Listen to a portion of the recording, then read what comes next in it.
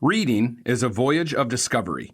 In each book, paragraph, or even sentence, an unforeseen treasure may lie hidden. Sometimes these surprises make us laugh, and sometimes they make us cry. Mostly, they make us think. The thrill of it all is in not knowing what to expect. Without warning, something great can pop off the page and lodge itself permanently in our memory, where it takes root and grows into an integral part of who we are. I recently came across just such a treasure. I was browsing through an obscure novel I had purchased years before in a secondhand bookstore. Its historical setting and swashbuckling plot had caught my attention, and in a moment of relaxation, I snuck out by the lake and began reading merely for pleasure. I didn't expect anything great to come from such a fameless and unknown publication. In fact, I didn't expect anything at all. But then, within a few pages, I came across an extended quote from another book, written more than a century previously, by former slave Frederick Douglass. Quote, "The more I read, the more I was led to abhor and detest my enslavers. I could regard them in no other light than a band of successful robbers who left their homes and gone to Africa, had stolen us from our homes, and in a strange land reduced us to slavery. I loathed them as being the meanest as well as the most wicked of men. As I read and contemplated the subject, behold, that very discontentment which Master Hugh had predicted would follow my learning to read had already come, to torment and sting my soul to unutterable anguish. As I writhed under it, I would at times feel that learning to read had been a curse rather than a blessing. It had given me a view of my wretched condition without the remedy. It opened my eyes to the horrible pit, but to no ladder upon which to get out. In moments of agony, I envied my fellow slaves for their stupidity. I have often wished myself a beast. I preferred the condition of the meanest reptile to my own.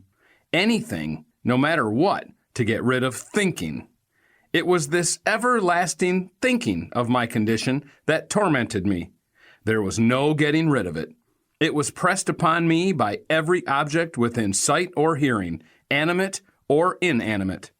The silver trump of freedom had roused my soul to eternal wakefulness." Unquote.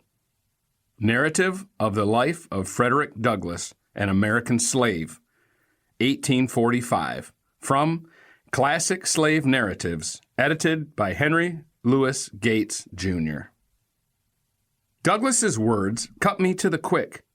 More than 165 years later, I sat by the lake shore full of remorse for Douglass and those like him who had endured such injustice. I also marveled at the power of mere symbols on a page to convey such deep sentiment and emotion across the separation of time and place. The power of reading had been brought home to me through the eloquent words of Frederick Douglass. Interestingly, Douglass himself was marveling at this very same power. It was reading that had brought him to his painful self-awareness. When you hear about reading, many different connotations may come to mind.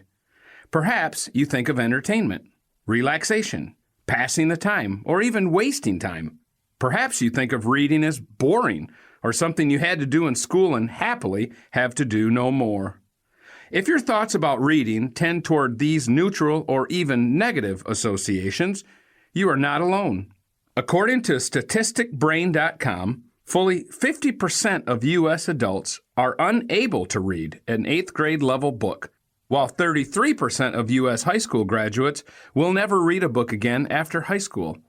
It is even worse with college students, where a full 42% will never read a book after college. Shockingly, 80% of U.S. families did not buy a book this year, while 70% of adults have not been in a bookstore in the past 5 years. Finally, 57% of books are never read to completion.